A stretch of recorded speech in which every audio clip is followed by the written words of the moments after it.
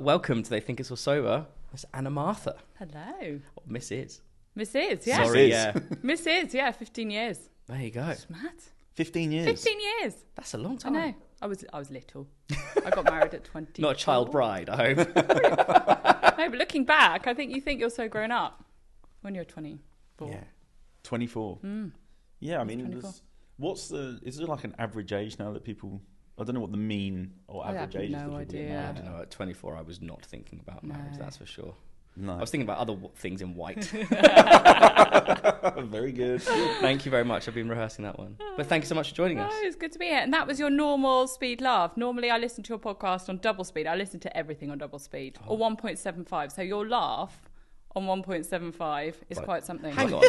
Yes, exactly. My laugh? Both of you, actually. I have a heinous laugh. Yours particularly has a I'm just specific jovial. pitch. I'm just like, is it a bad You've got to pitch? listen. You've got to speed it up and just I don't hear wanna... what I hear. Okay, so now you're giving me. I've already told you about my complex of being on camera, and now you're giving me an audio. Everyone speech sounds funny double speed. So why double speed? Is it just because my your brain's fast? Your brain's fast, Yeah. busy person, get through it, Can listen to more. get it done. Yeah. Yeah. That's the same because I'm a fast reader. I can go blah, blah, blah, Yeah, blah. yeah, yeah. So that kind of makes sense. Maybe I should start doing that. Yeah. I've just started speed up a reading little. through this app, which highlights 2 letters of every word, That's so clever. and I'm like, and I didn't realise before that I used to jump around the page a lot when I read, and now I'm like so focused. That's clever, isn't it? Yeah, it's good. Oh. But There thank we you for go. joining us. Well, thanks for having me. And I feel like I'm going to speak extra slow. No, I know now, it's funny so hearing when you you on listen normal back. speed. triple speed. That's too much for even me. So you have been recently been on a sober journey with your husband, I believe. Yes, Is that right? 100 days today. Woo! Wow, I That's looked at the amazing. app. Woo, woo, woo. Amazing. Congratulations. I never thought that, well, I never thought I'd give up drinking.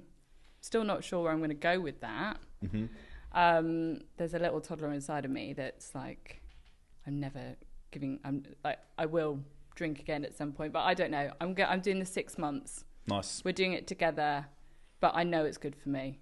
And I feel like I'm tricking myself in a good way, thinking like, let's do 6 months. Yeah. Let's just do 6 Just keep kicking the bucket down the road. Exactly. That's exactly what I did, and then here we are. There we go. So, but yeah, I mean, what key takeaways so far? This is the biggest gift I have ever given my children Okay. and myself. Yeah. Amazing. How old are your children? They are 4, about to be 5. She'd want me to tell you that. 7 and 9. Okay. Yeah. And they don't know it, but I am a better parent because of it. More present, calmer, more patient. I just thought I was an irritable person. Just thought I just had low-lying irritability with life and noise. And I still find it's still a lot. My middle child's autistic, so there's a lot of kind of challenges there. But yeah, it's a gift to them for sure. That's amazing. That seems to be like a common theme with parents. I don't have children, so I love hearing you in particular talk to our guests that do, because you have a little boy, and it's like, I don't know, just that overarching theme of like showing up for someone and being there for them in like the truest sense. And maybe it's because this is going to sound quite deep, but for me, not having a dad growing up, seeing you be like the best dad is like a really beautiful thing. Thanks, mate. That's sweet. Yeah, I don't know why I feel a bit emotional saying that. Oh, Anyway, it's not about me, it's about you, Anna. No, I think that's what it does. So it puts you in your life more. And that's the best thing, but also sometimes the hardest thing. And that's a toddler in me that's like, I want to get out of this bit. I don't want to feel this bit. So actually staying there and not kind of checking out with a glass of wine or a G&T, which is what I would have done on certain days at certain times, it's harder, but it's better. Yeah. And the feelings, they say, there are so many quotes that I've absorbed over the years, the best thing is that you feel more, and the hardest thing is that you feel more. And as a therapist, I'm a big advocate for feeling. Yeah. And looking back, I realised quite how much I limited that experience. Yeah. We have so much to dive into with you. Like an hour and a half is it's gonna fly by, especially at 1.75 speed. Yeah. So do you think we should dive back into my time machine? I think so. I think, we should dive back. This is a treat on double speed as well, by the way. Well, I was saying to Tom, actually, the last few episodes, I really feel like I've done it badly. Like it's upset me. And I haven't delivered it properly. So this season, I'm really trying to get And I it think over. you need to do an extra slow one. Oh, God, okay. Curtains are going everywhere. Be real. Ooh, that was deep resonant. as well. That was really expressive. That was like one of those sound baths. Yeah. Welcome. Welcome, we are back. So here we are, young Anna, growing up. What are your sort of first memories of alcohol? Do you know what? My first memories of alcohol, so my dad, I'm a Herefordian girl, Herefordshire, cider, it's the land of cider. So Nice. there would be cider, at hay bales. There was a lot of that going on as kids, barn dancing. Oh, So there would be drinking. very stereotypical. I've Yeah, got this image of very just like cows. do-si doing. Yeah, a lot of do-si do. It's fun. It was fun. It was fun. I love a bit of barn dancing. They should bring that back into like mainstream. Tom, you've done the Weller Man. Now it's time for you to bring back a barn dance here. Leave it with me. Can do it all. So yeah, my dad drank growing up, but my mum very, very like intermittently would have a glass of wine if we were at friends' house. So it was around.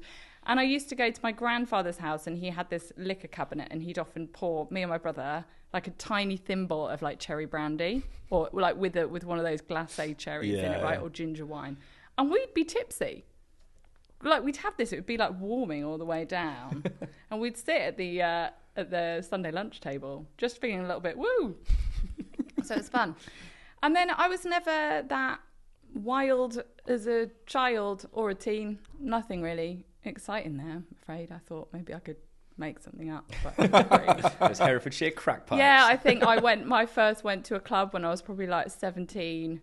Didn't even have a fake ID. We just went to the dodgy ones that we knew would probably get in. But I went through a lot of trauma as a child. So my sister was diagnosed with a brain tumour when how old was I? I must have been like 7 or 8. Wow. So the next kind of 3-4 years of my childhood were kind of dictated by her treatments and stuff. And she died when I was 10. And I think what impacted me most of all was my way of dealing with it was I wanted to be neat. I didn't want to make anyone sad. So I kind of wrapped myself up in this kind of neat little parcel. My brother, he was 18 months younger. He cried a lot in the evenings. Like he just kind of really grieved. My mum would like write a journal for him and write his feelings down. And my dad just kind of really went into himself and just numbed that grief. So kind of really put it on standstill. And my mum, she just was kind of just trying to navigate us through the grief, really. So I took that coping mechanism, which was to be good and neat and not make anyone upset and not add to any worry or drama. I took that on into life. And I was a real people pleaser and a real perfectionist and just wanted to be a good girl, which was absolutely exhausting. And you end up kind of losing so much of you in that process. And then I went to college and I discovered, I think I just fell in with a group of friends that liked going out clubbing. We had so much fun doing that. Drinking, staying at my friend's house because we lived like rural, 15 miles away from school. So I'd often stay over at a friend's and it was fun.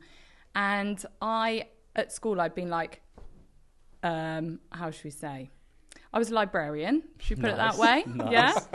I wasn't a prefect, so I got rejected. I think I had my shirt untucked once or something like that. Because that is that was like a naughty thing, right, in this rural school. Where that did was you go about to school? Like in Hereford. That was where I went, that was about as bad as it got. So yeah, I was just a good girl. And my drinking experiences were pretty typical. But what it did for me was gave me confidence. I think I was so stifled by my perfectionism that alcohol just kind of brought me out of myself. Right. So I loved that. And then I discovered boys. I'd had my braces off. And I liked flirting and dancing. And we just, those were my college years and then into university, really. So it all kind of came together at the same time, like the sort of drinking, the confidence, Yeah. boys, clubs, and probably what was quite a fun time of life, right? Yeah, it was great. And I loved university. And it was, the drinking culture. When I look back at how encouraged it was right from the off, like that's how you bonded, was just drinking and drinking games. And I just really enjoyed it because I was part of a whole crowd of people that I was never part of at school. So it's like I'd kind of stepped into this kind of, not different persona, but I got a lot of confidence from drinking, and I didn't have that kind of geeky, my teeth used to stick out so much because I knocked them out when I was 10 and I fell off my bike. Still flipping paying for it now. It's God. very Bloody hell. expensive accident to have. Half my mouth I had to pay for. So yeah, I'd had like braces and I used to get bullied for that. So I kind of stepped into this new kind of season of life where people looked at me very differently. And it was fun and I enjoyed it. And I met my husband in Freshers Week. Wow. No way. Yeah. So that was like Over 20 a years WKD ago. Blue. Do you know what? It was probably a VK Cherry. Yeah. And they had those nights, those nights where like the drinks prices changed all the time. Oh yeah, what like the stock Oh exchange? yeah, that's it. Yeah, You yeah. could get like a drink and a shot for like $1.50 I or remember that. Yeah. I saw was the other fun. day actually. I was like, because I was thinking back to uni and drinks being like a quid for a double, Yeah. and just thinking like that's bad. And I was thinking, oh, it can't be like that anymore. And then where I went to uni, the local SU for some reason came up in a sponsored post, and I clicked on it, and it was still like 3 doubles for £6, and I was like, shit, like it has time hasn't changed. I also think that's how they got rid of their shitty drinks that no one wanted. They just used to drop the prices, and Yeah, that's true. You get like 3 terrible drinks Out for of like date £3. apple sours. Not that those Oh. VKs had any shelf life because like that, they're so full of sugar. They're probably still fine to drink now. So let's talk about, I guess, you finding Yeah. interesting. Would you say like identity at university? And Yeah, would you say alcohol definitely. played a large part in that? Yeah, definitely. Just confidence, feeling like I could talk to people. Then there was a camaraderie the next day of like the dramas that had gone on and who'd got with who, and it was just really fun at that time. And then I say I had a pretty probably standard relationship with alcohol. And by standard, I was thinking about this on my walk here. I think, we call it normal, but I think any relationship with alcohol, there's an abnormality to it because it is not. I'm learning this now and I feel almost like devastated that I didn't know the stuff I know now about alcohol, but it's not normal for us. Like it does abnormal things. It always takes. And I think it gave me stuff too. It numbed my anxiety. And it was all false, but it was fun. Mm-hmm. And then, I'd say I had a pretty kind of standard as we know it relationship with alcohol. And I think this is what kept me stuck in it for years, is I'd say to a friend, have a glass of wine every day. And they're like, Anna, you've got 3 kids. Who doesn't? Like there was so much normalising of it that I'd almost check myself for even feeling like this cognitive dissonance. This like... It's quite a like psychological term, but basically it's this sense that we've got our core values. Mine would be that I want to be present for my kids, be present for my husband. I want to make decisions that are in line with the fact that I want to care for myself and those around me, and I want to spend my time well. But alcohol was kind of working against that. But everyone said it was normal.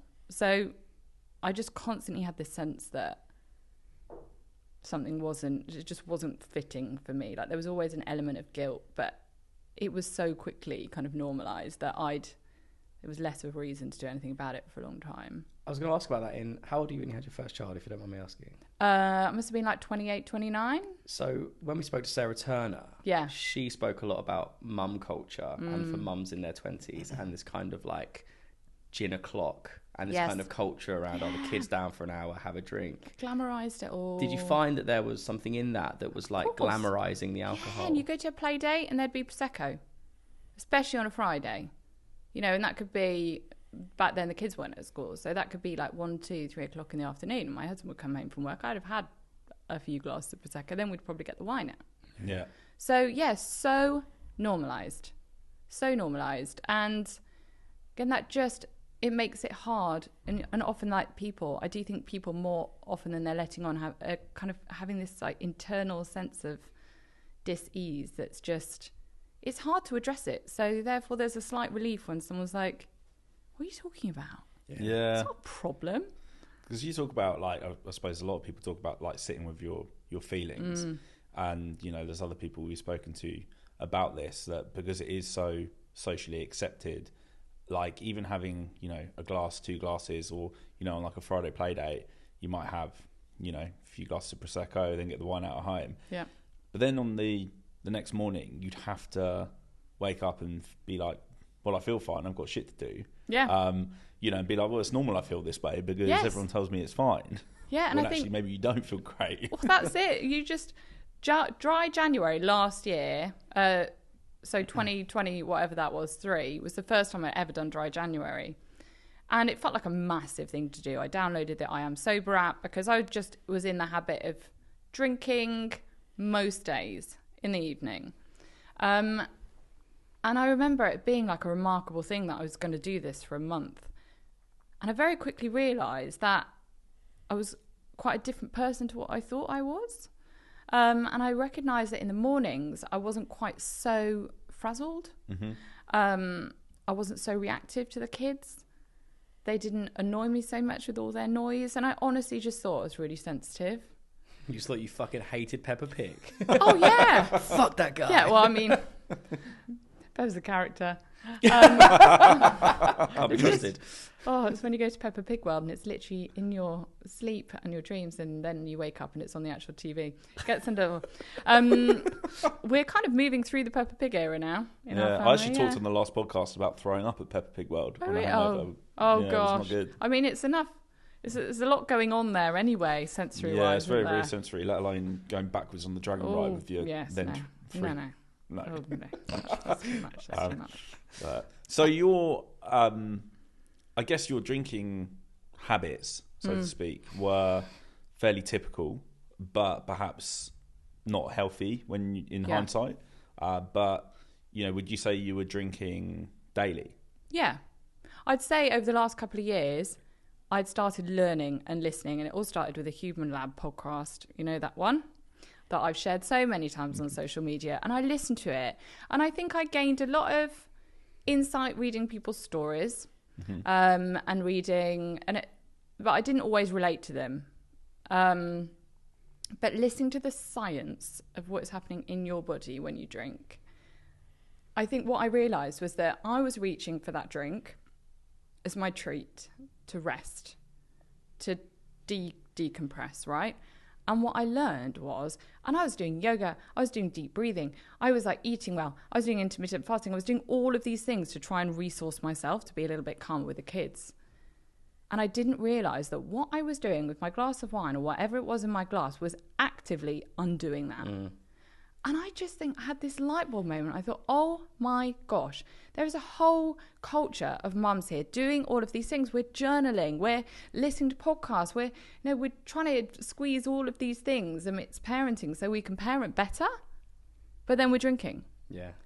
And it was just like, how have I been conned? Like, how did I not know this stuff?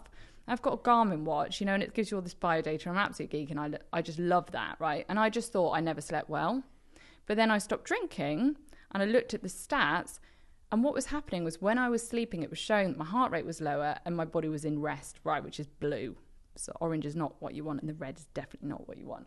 So I've basically been trashing my sleep, going to bed, doing all these nice like, little ritual things before I go to bed, like taking my makeup off, double cleansing, doing all of this stuff. But my sleep was trashed anyway, no matter how many lines I journaled, I had screwed it up. And I'd flop onto the sofa and I'd feel so like relaxed that I'd become one with the sofa. And I'd not really talk to my husband that much because I thought it was just so chilled. I, floored by the day when actually my heart rate was racing. My nervous system was stressed. My organs were like annoyed with me. And I'm like, how did I not know this? And it's like, I just want to tell people. I just want to tell all these mums that, like me, are doing their best, are doing everything they can, are carving out time for themselves, are addressing their internal dialogue, but they're taking something that they think is a treat, but it's actually undoing their efforts. And it makes me sad that for so many years I didn't know that. Yeah, it's fascinating, isn't it? Because I think we do all, through drinking, like see it as this kind of release or this relaxation process.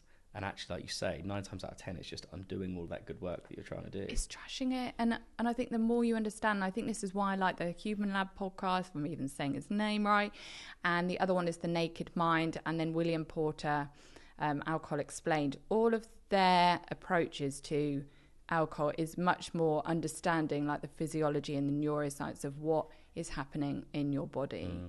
Because I didn't really see a problem with it before, because really it's just chilling me out. I didn't know what it was doing to my heart rate, and heart rate variability is like a measure, is basically the measure between your heartbeats and the different sides of your nervous systems that are always just trying to work together to help you cope with stress. And what alcohol does is it stresses your body. You can't navigate stress as well. Yeah. You can't think as clearly. So all of those things I need to be doing well in my parenting. If I'm not going to lose it, just, oh gosh, I've lost it before, and I'm pretty sure if I hadn't drank a few nights before, I wouldn't have done that.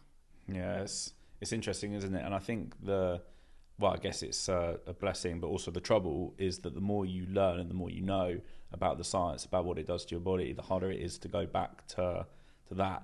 And I think a lot of people, I don't know, I think a lot of people I speak to are probably aware that maybe their relationship isn't that healthy with it, and will do stuff like you say, like the journaling, the yoga, the Pilates, the gym. But you're not taking that away from me, and that's where I was for years. It was like, I will do that, I will give up this, I will do this, I will go running.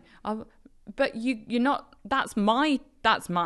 Yeah. Like my grip on it was, tight. And then what I did is started reducing my drinking. So I had all the rules. I won't drink in the week. I won't drink, and then it started off being like Thursday, Friday, Saturday, Sunday drinking nights, because it was normal for me to drink every night. So that was like a massive thing to do. Yeah. And it felt like, wow, I'm not drinking on a Monday, Well done, Tuesday, me. Wednesday. Well done, me. But I was leaning very heavily towards the Thursday. Yeah. Like that Monday and Tuesday, Wednesday were just, Almost like waiting days to. Yeah. Did you feel like there was in making that change? So from going from maybe 6 or 7 days a week to 4 days a week, did you feel a shift? Yeah, it was just, I felt better on the Monday, Tuesday. Oh, well, not so much the Monday, because I drank Tuesday, on the... Wednesday, Thursday, maybe. Yeah. Yeah, and then I would start all over again. And I'd have this... I think what happened is I carried on learning. I think this is the important thing. Sometimes, if you'd have told me 2 years ago, you need to stop drinking, I would have said no. If you'd have said, just think about it, just observe it, listen to podcasts, follow different people on social media. And what happened for me, because it wasn't like this, I wasn't in a very dire situation where I needed to make immediate change, I would have benefited from it, was I just started absorbing good information and started feeling really sad and annoyed that this wasn't common knowledge. Yeah. Because I had no idea. And then what happened was that those 3 days then became 4 days. And then I started actually feeling anxious about the 2 days that I was going to drink. So I'd get to Friday and be like, oh, I'm going to wreck my sleep tonight. Can't wait. I can't wait. Buzzing. Well, but I'd be excited about that wine. And then, I'd be frazzled then on a Saturday morning with the kids. It's the weekend. Yeah. That's my time with my family. And then you start thinking, oh, I would be frazzled. So then it went to one night a week. And then I'd start feeling excited, but then excitement would then move to anxiety at that one night a week drinking, because my norm was not to. So it was a very kind of slow moving transition to where I am now. And I hope that some people might find that encouraging, just to give themselves permission, just to start, not to make any massive change now, but just start absorbing and listening and learning about what you're doing. So you're making more of an informed choice. Yeah. That's what I think we're lacking. People don't know what they're doing. They think they do. Yeah. But they don't. I didn't. Yeah, that's why we're huge fans of Millie Gooch. Because Yeah. when she came on, obviously we started this podcast with no clue, just like two blokes, stop drinking, we felt good, we'll talk about it, maybe it'll help some people. And then Millie came on very early and just blew our fucking minds, because she had all this science, and we were like, wow, there's so much literature out there and stone cold facts. Yeah. We can all sit here and be like, yeah, we felt better, etc. But when you break it down, all the neurological reasons, all the physical reasons, like, it's mind blowing. Yeah. And there's so much out there. Yeah. I think your approach is probably one that a lot of people would have to go through, though, as in like because you've obviously questioned it, started making change, to the point where you've come to the point where you've gone from 7 days a week going down to like 1 day a week. I think for a lot of people that's probably a more manageable way of I mean, I was listening to your podcast this morning, and perhaps it applies the like start simple. Yeah, like, yeah. Rather than, for some people, I think the thought of actually going, I'm stopping now, is quite a terrifying one. Yeah. And for some people, I mean, we actively say on this podcast, you know, with half our listeners still drink and are sober curious. For some people, actually knocking out those midweek drinks, especially for guys as well, who might be the pub culture, football culture in the week, changing those to zeros might be the shift that some people need. Yeah. But I think, like you say, the more you know, the more research you do, and the more you feel, the more you're like, oh my God, what am I doing? Yeah. And giving yourself permission to take it gently. And I'm really an all or nothing person. So I honestly thought if I was going to address drinking, I have to stop. Yeah. But that's just the way my brain works. So reminding myself that actually just grow as you go, like grow into change. Don't force yourself to make a big, and some people do need to, you know, make big changes quickly. But yeah, I think sometimes a slow learning and your behavior changing in line with that, then you just appreciate it more. Then you know why you're doing it rather than you just resent it. Yeah. And you just feel like, you know, I'd be feeling like that toddler all the time. Like, this is not fair. And you feel like that kind of scarcity. I've been robbed of something. Question I wanted to ask you. Go on. Is obviously you are a trained therapist and that is your job. We've obviously got David Gibbs, the sober psychotherapist, who trained whilst already being sober and being in recovery. Obviously you were doing your job whilst drinking, whilst maybe not problematically, like you said, it had an effect on life at home, etc. I'd love to hear a little bit around like how you felt it affected your job. Did it affect your job in terms of maybe going home and processing things, etc.? Because it's a heavy and wildly admirable job, because you've got so much coming at you all the time. Yeah, I mean, I don't work so much clinically anymore, so I do a lot more like psychoeducation, sharing, podcasting, writing, all of that. But I think the way, I didn't realise it affected me, but since I stopped drinking, my creative brain and the clarity of thought that I have is worlds away from what it was. And also my ability to hold boundaries. I think this is a bit what Sarah Turner was saying about how, and this is what really stuck out to me when I listened to that podcast, I really recommend it, is the trust that you have for yourself. And I think for me that's been absolutely massive. Is every day I was saying to myself, you know, I'm not going to drink tonight, and then it would come to kind of 4 or 5 and I'd just be like, I'm sod it, I deserve it, I'm having a glass of wine, whatever, you only live once. And you know, it really erodes your ability to trust that you will keep your words. I think you guys have spoken about this quite a lot.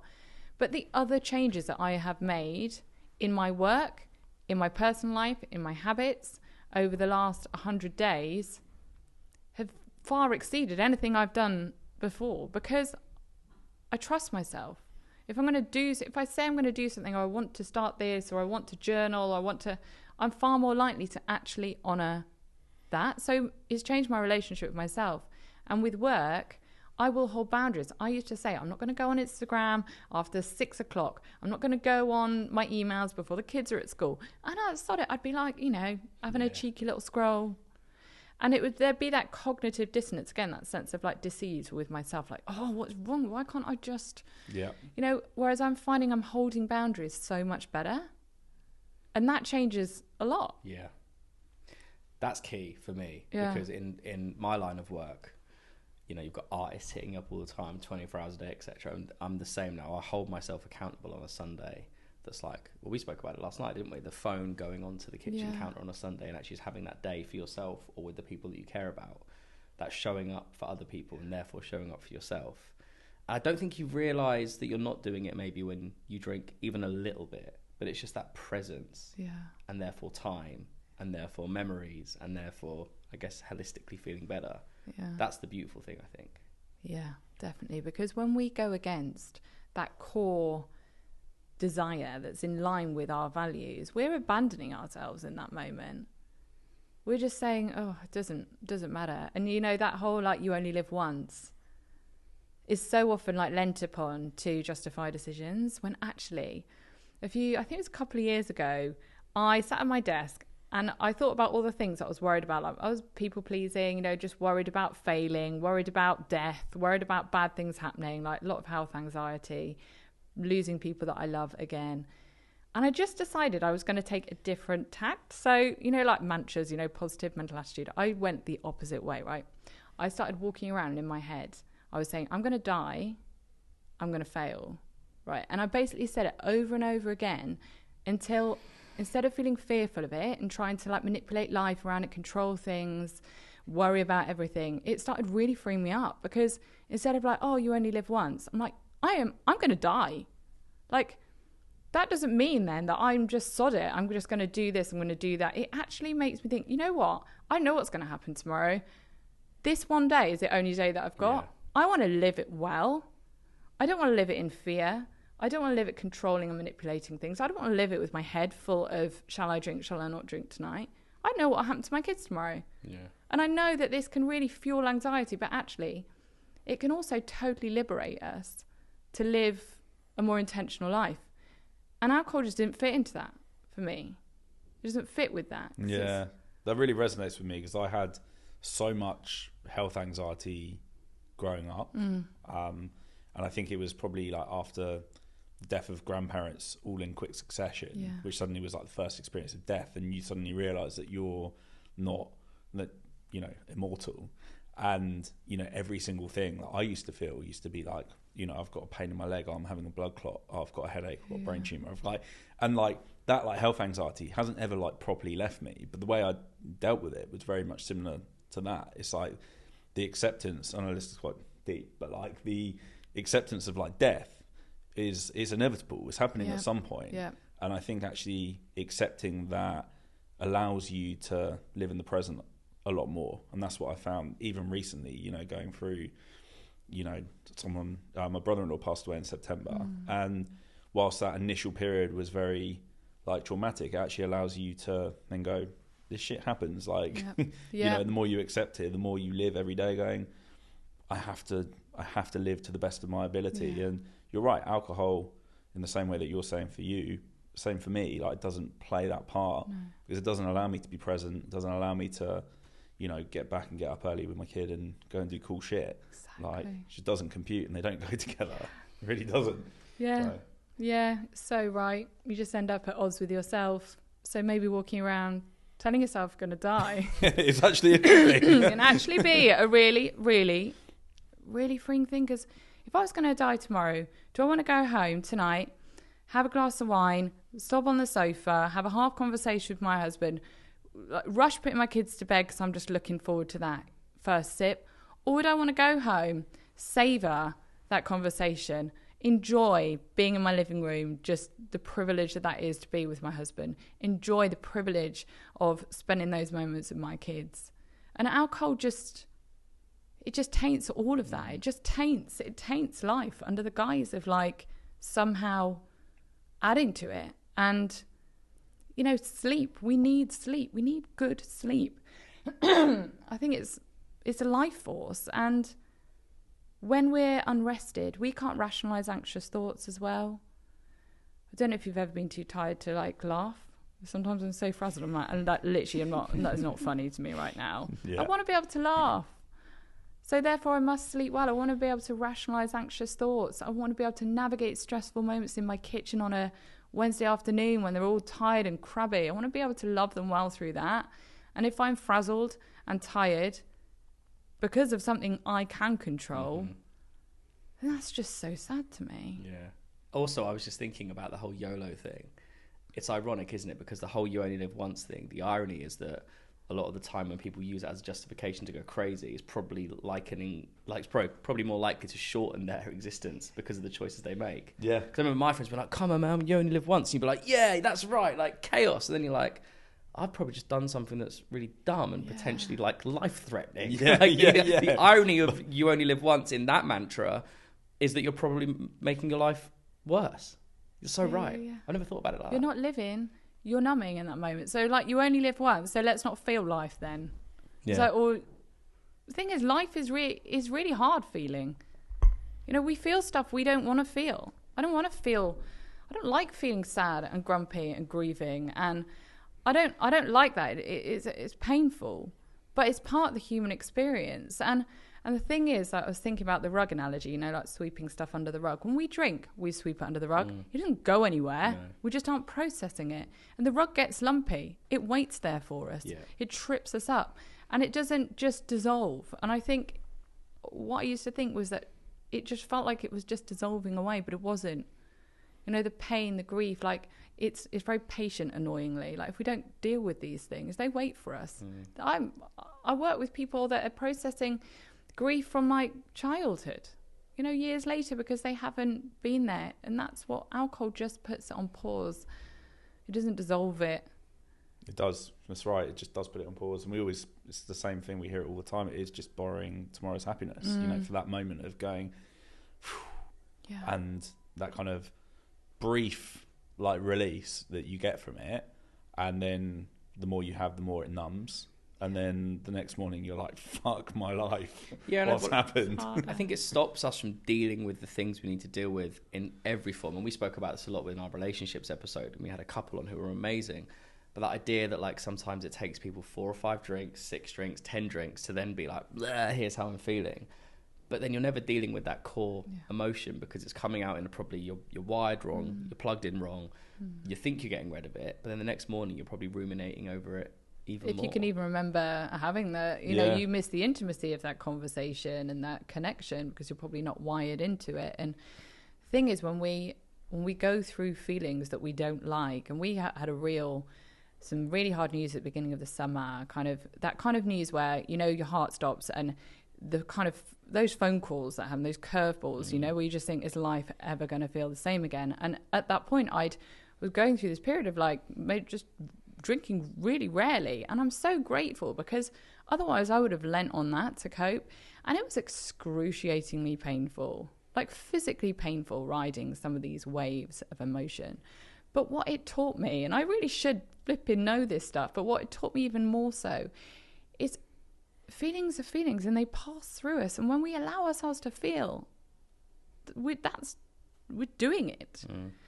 It's like a contraction in labor. Like every wave is like a lot, but you're moving through it and that wave's passed. You don't have to do that exact one again, and it's productive. And I think I came through that period just feeling absolute in awe of myself and my strength and my ability to have ridden those waves and held on and not numbed it and actually come out all the mentally healthier and stronger for it. So we can do it. And I just think our culture is so wired for us to grab for comfort. Like we don't even like, I go in plunge pools and cold water, right? I do that on purpose, 2 minutes in my garden. But the rest of the time I want warm. I want my electric blanket. I want to be cozy in my loungewear. We're just so comfortable. So I think we're kind of being wired against the discomfort of feeling. So it's almost like alien to think that we could ride this wave of pain and it would be good for us. A bit like going in that cold water. We just need to get familiarized with it because we can do it. Yeah, and humans are so resilient, but I think alcohol numbs the resilience. We don't and see it. It's that classic, and it's been documented throughout history, the idea of commiserating sadness with a drink, toasting happiness with a drink. So the idea that everything is kind of wrapped in this bubble wrap of alcohol is something we've spoken a lot about, of like facing everything head on and feeling so much more. But I fully agree. Like, and now it's made, even in my working life, if I need to have a very difficult conversation, I'm like, cool, I'm not going to put this off. I'm just going to have it. Personal situation, I'm going to have it.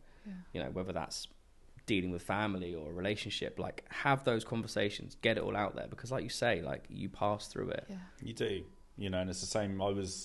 Whilst at the time it was, and probably very similar to you, excruciatingly painful to deal with the death of someone very close.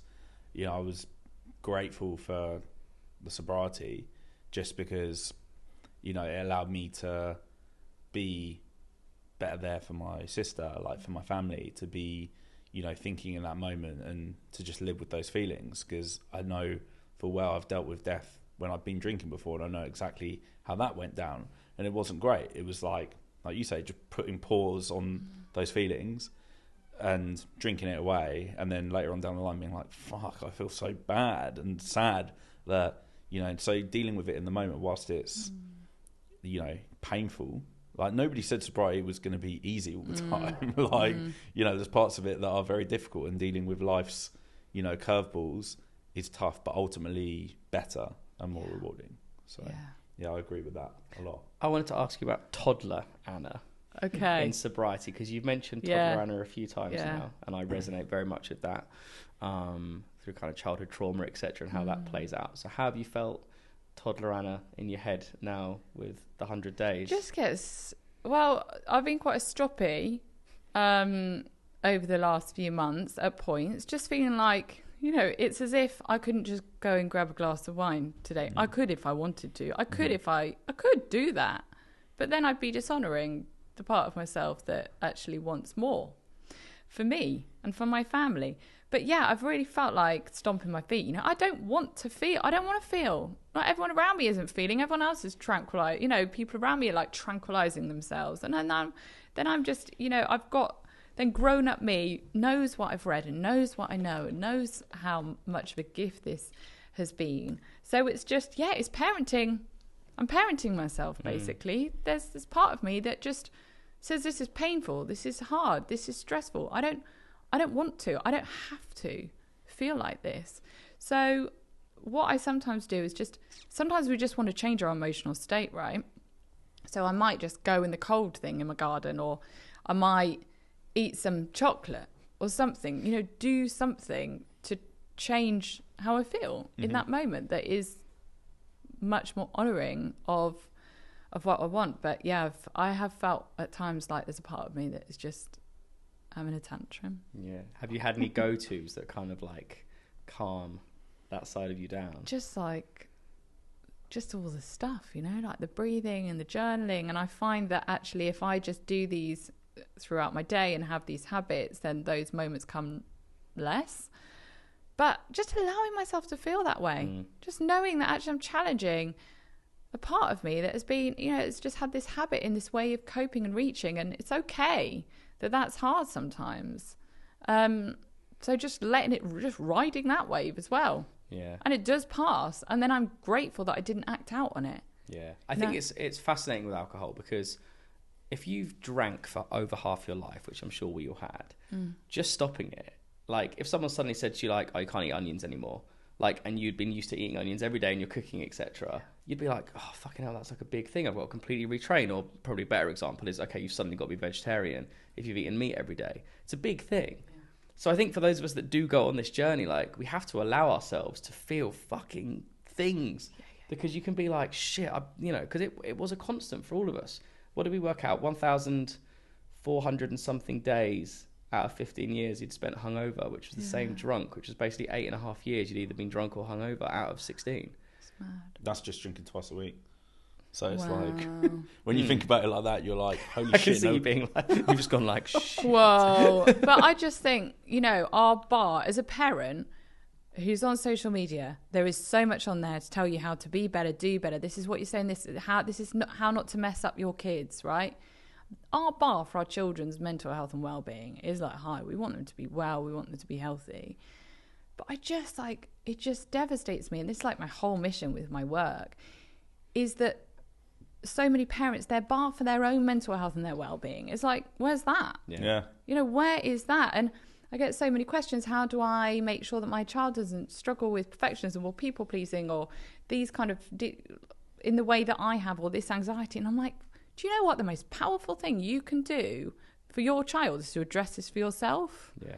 Like, if you don't want your child growing up, like turning my, it worries me about my middle child sometimes because he has such big feelings, and I know I'm ADHD. Like, I've definitely used alcohol over the years to just kind of like calm myself down. Clearly, so like physiologically not, but that's how it felt, to regulate myself. And I know that that could be something that is available, that will be available for him. So I'm thinking, I want to help him not reach for that. How can I do that? You know what? I can stop drinking. That's what I can do. And I can explain, and I can see him watch me live it out. And that's powerful. And we deserve to do these things for ourselves. Yeah.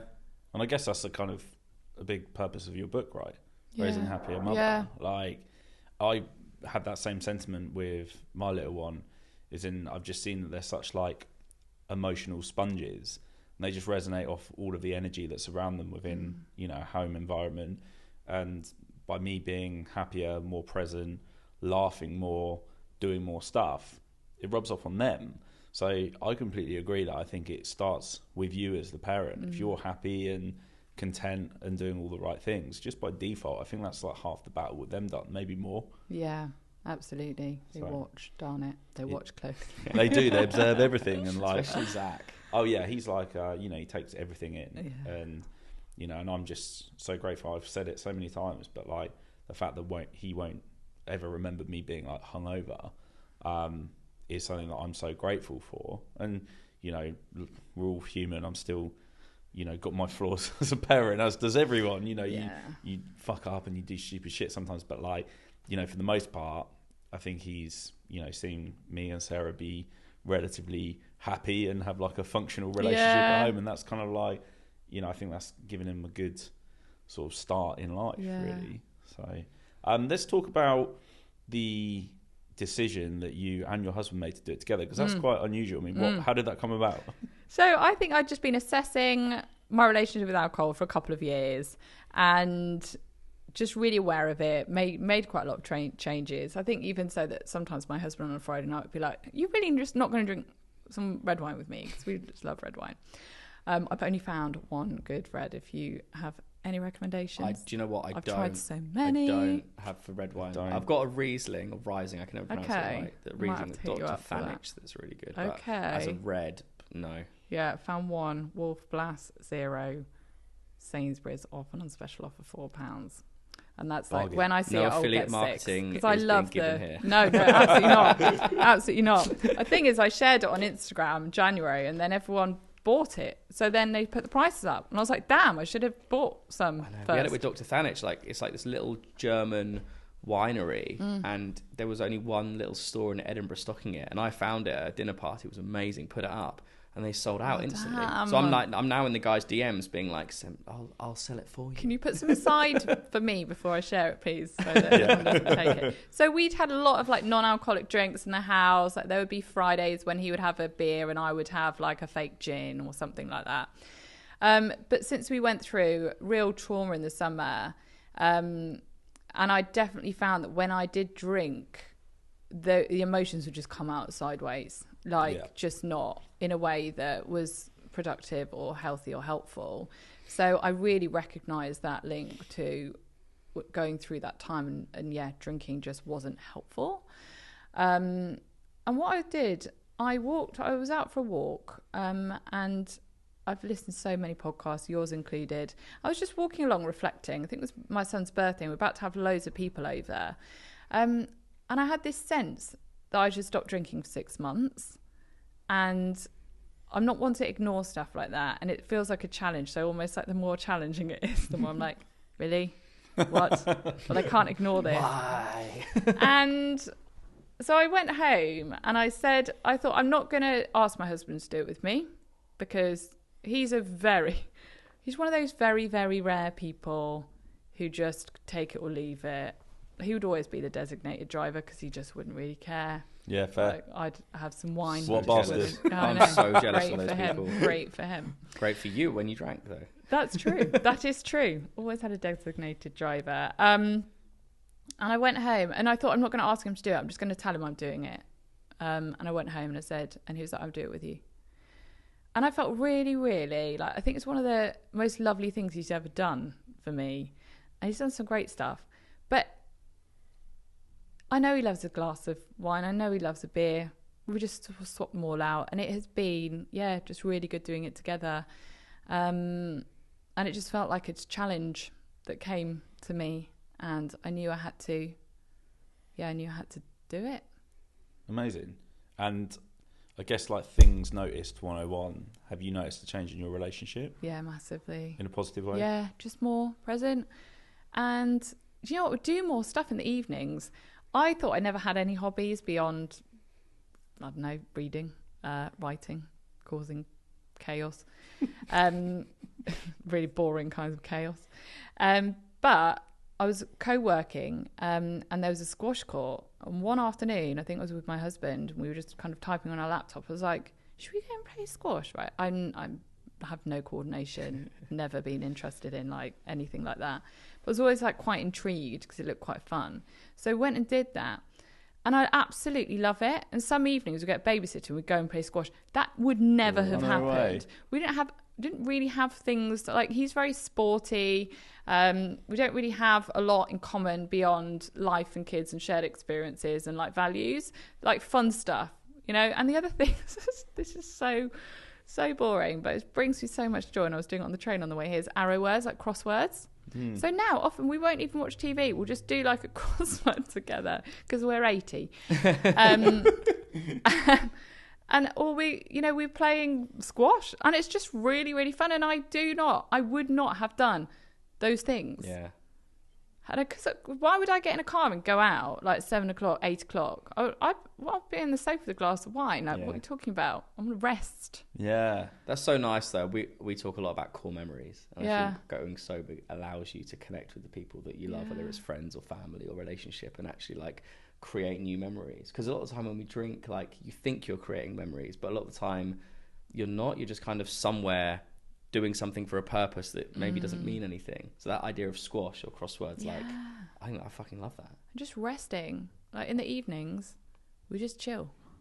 Yeah. Whereas I thought I was chilling before, but now I am actually resting. I can see my heart rate. Literally, I can see I'm resting. You're checking it like I'm constantly. like, oh, look at that. I'm resting, baby. Only 2 stress. But the rest is actually restful. We went on holiday in the summer.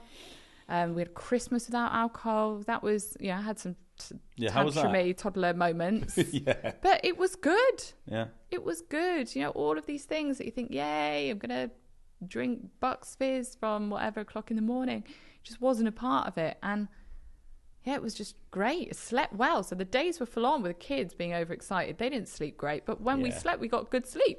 Mm-hmm. So it was nicer. Do you think, and this is probably a question for down the line, and we've been exploring with guests recently. So, for example, we had Spencer Matthews on a couple of weeks ago, who was great. And he's someone that stopped drinking for a sustained length of time. And then I think when he was drinking, it very much fed into his character at the time with Made in Chelsea. Yeah.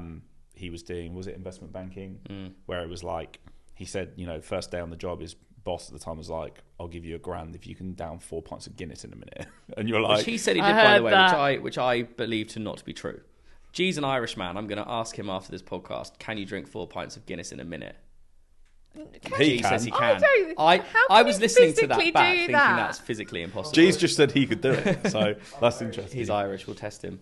You can get zero Guinness. Apparently it's really good. It is My good husband on likes draft as well. And I don't see him ever drink normal Guinness. So... I had a zero Guinness on draft in Dublin, and it was magnificent. Did you? Amazing. Yeah. But his thing was that he went from that character, then he stopped drinking, had kids, family, started really hammering his fitness, and now doesn't say he's teetotal. He can have a drink and take it or leave it. And this is something that we talk about quite a lot. Is like, could we do that? Yes. And it's probably quite a hard question when you think about it, because the whole philosophy is like, you take this a day at a time, you have a set marker.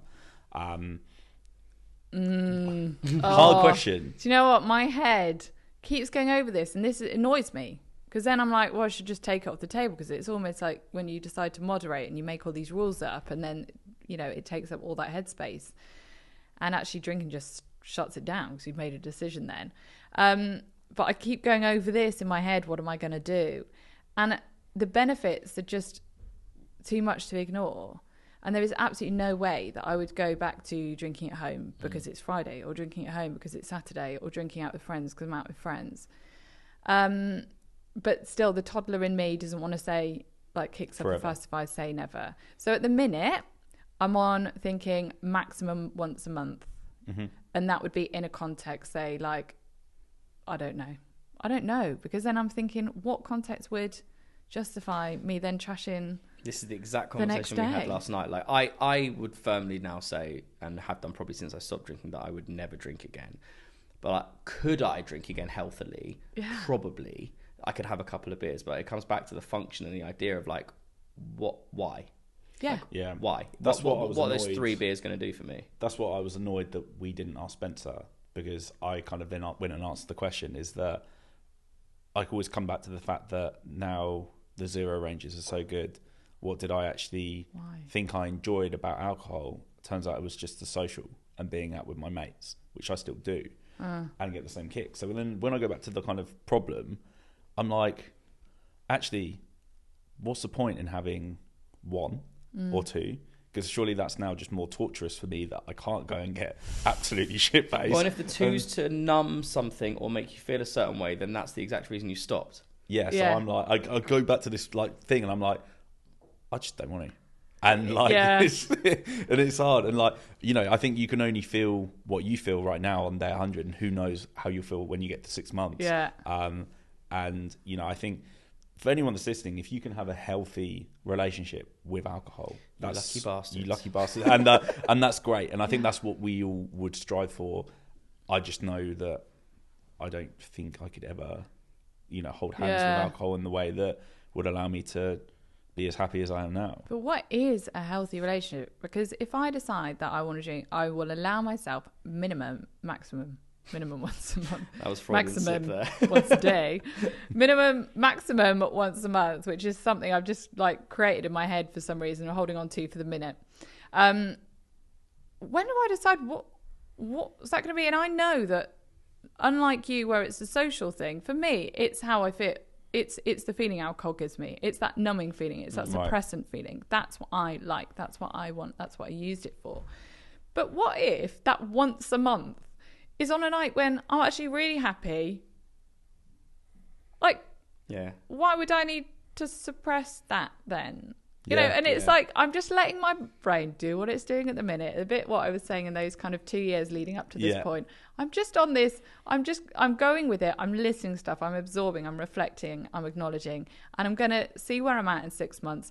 But I really think that alcohol, I know for sure, it cannot be a part of my weekly life. Yeah. And it is not going to be at home. It won't be the same character that it once was. Absolutely not. And if I can be that person who decides once in a blue moon, oh, you know what? Yeah, we'll have a glass of Prosecco. Can I be that person without then thinking, oh, I want another one? Or that makes me feel good / nothing. And I like this feeling. So then I crave it the next day and I think, oh, I want to feel like that again. Or when I'm stressed, or maybe tonight's going to be my drinking night of the month. You know, and it might look healthy on paper if I drink once a month, but what's it doing? What's going on in my mind? How many of those days am I bargaining with myself? Shall it be that night I go out with friends next Thursday? I don't know. It's just exhausting. Yeah. So it might look healthy, but... So what you're saying is you've just talked yourself into never drinking again live. I think it's all sober. Exclusive, baby. I know what you mean, though. It probably takes up like undesired headspace, thinking about it. And I think that's probably the conclusion that we were looking for with our relationship, was that I think if I start thinking that way, it just takes up too much of my brain. So I'm like, why? Just stop, Tom. This life is way better for me, and it's not going to be for everyone. You know, there's a lot of friends that I've got that listen to the pod who have now really started evaluating and changing their relationship. And like I say, for them, you know, just changing to drinking a couple of times a month is like a massive change for them, and they're feeling way better for it. They're training more, and that's enough for them. And I'm like, good for you, like that you can do that. And that's what everyone is, just individual in this journey, aren't they? And I don't think there's, you know, one size fits all to this, like non-drinking. So what I wanted to ask is all of the stuff that you've been doing. I mean, you have a very, very successful podcast that has, you know, 3 million plus downloads. We can only ever aspire to be. Oh, well, half of yours probably. Oh, I'm contributing a lot to your downloads. Thank you. But you know, you've built like an incredible platform there. I think for our listeners that maybe haven't come across, you know, your podcast before, would you mind sharing a bit of information? Yeah, it's just called The Therapy Edit, and it's generally aimed at parents. On Mondays, it's just 10 minutes of me chatting away about something kind of psychoeducative, just giving like a tip or a tool or an insight. And then on Fridays, I'm talking to a guest, asking their one thing that they want to share with all the people listening. So that's very cool. I mean, my wife actually is like she was a big fan of Sarah Turner, and actually said we should get her on. Was a big fan of yours as well. Aww. And she keeps like giving us great guests. She's giving us the golden nuggets. Yeah, I mean, I think she's after a percentage, but there's no There's money. no percentage to give. Yeah, podcasts cost money. I just think it's something that needs to be spoken about more in the motherhood community. I'm really passionate about that, because I think we deserve more for ourselves. Yeah. And even if it's just the space it's taking up in your mind when you're bargaining with yourself and going backwards and forwards on your rules and feeling guilt, like, we deserve more than that. We deserve more than that. We only live once. We only get to do this once. Like, I want the best quality headspace and attention so that I can just enjoy and laugh more and engage more. And I think, we need to know that we're being robbed of that a little bit. Yeah, agree. And in the sense that for, parenting as well, it's hard. Yeah. It's really fucking hard. Like, there are guidebooks now and there's loads of useful stuff, but, you see this kind of ball of energy that's like growing up, and you're trying to like direct them into doing different stuff. And, it's hard. It's hard. And I think, as a parent, you feel like you want to give the best of you. Yeah. And, I think it requires dealing with your own shit. It really does, and that is hard, and that takes time and focus and energy. But we can be gentle on ourselves with that, and we feel more. And it takes more to kind of ease into relaxing than it does when you have a glass of wine. You feel like almost straight away, kind of calmer. But in truth, that's not real calm. Yeah. And parenting is hard, but it is harder with alcohol, even though we can kind of zone out a little bit. We're then just more frazzled, and it's hard. It is. And I've got to look forward to it all. Maybe one day I'll be coming to you guys. It's good. It's hard, but it's good, and you can see more of the good. Yeah. As well when you're not in a slight haze. You engage with more of that, so it just brings more balance as well. 100%. And I want to just do more cool shit with Zach, and I don't think I'd ever be able to do it if I was still drinking. I think like you're in a bit of a haze, and it's much easier when you're feeling just even a little bit hungover to go with the option of like, let's just like, put something on TV for a bit, or like do this, where actually like he's such a active boy and wants to be out and just doing. Yeah. So, I think like it really computes with having a sober lifestyle for me. Yeah. That's for sure. Do you think it might be time to... I think it's time. To hit the big three? Yeah. I think so. Do you want to take 1 and 2? I will. So for any listeners who are thinking about going on a journey of sobriety, what would your single best piece of advice be? I would say just start absorbing more podcasts like this. Just knowledge. Start becoming more informed on what you're drinking and what it's doing to you, just so that and see what happens. Informing yourself. Love that. It's great. So far on day 100, what's the single best thing that sobriety has brought you? More patience. Yeah. I just thought I was always slightly irritable. Nice. Constantly. Patience. It's like the most important parenting commodity. Yeah. And also a fantastic song by Take That. Very good. There you go. You've got the right hair for that. People used to say I look like Gary Barlow when I was younger. Then it turned into James Corden when I was drunk and put on loads of weight. It's Claire Baldwin. And now it's Claire Baldwin. So I just don't know anymore. Fuck you all. Who's it going to be next? God knows. Thor. Yeah. Brilliant. I like the aspiration. Yeah. Well, you only live once. And question 3. Yes. We would love Anna to write a letter to drunk Anna, starting with, Dear Anna. Gosh, I'm trying to think which version of me, like the 19-year-old or the slightly kind of half-baked. Whoever you feel needs informing more. Yeah, who needs the hug the most? The mum, I think. The mum me. Yeah. I think I would say, Dear Anna, it's hard because it's hard. You're not failing. It's rough at times. And you deserve proper rest. And the gin isn't giving you proper rest. And you deserve to laugh more and feel less guilty. And the wine isn't is not going to help you with that. So as much as you think it's giving you something that you need, actually everything that you need to put it down, and then it will all be there for the taking. But be kind to yourself as you do that, and take it slowly, and give yourself permission to grow into that change rather than going all or nothing like you normally try. And it will come, and it will be better, and it will be worth it. Yeah. Nice. Love that. Probably wouldn't have listened. That's one of my favourite. So our last guest refused to write a letter to themselves. He just said, I wouldn't do anything. I'll just give them a blank piece of paper. Oh. Which we thought, past you might just think you died. Yeah. Like, what's your future self sending you? Why have you got nothing? Nothing. Am I that bad? You've got nothing to say to me. No, that was amazing. And thank you so much for coming on. We've been excited about me. this for ages. So we're so glad we've got you in as one of our first guests on season 3. Yeah, well, I'm honoured, and I love your podcast. Thank you. Thank you. So important, and I'm grateful for it. Yeah, we're gonna keep going for as long as we can, and for as long as it's helping people, and you know we're advocates for, you know, we talk about therapy a lot as well, being you know, two guys, which I think within music, which perhaps isn't discussed enough. So and important. It's really important, especially just navigating life. It helps. So it's needed. It is needed. Yeah. Well, if you've been through anything in life, but especially in childhood as well, like therapy is so important to help you understand where you're at. So yeah, go see a therapist, guys. Absolutely. Yeah, well, thank you for coming on. Thanks for having me. Amazing. Thank you. For the tea.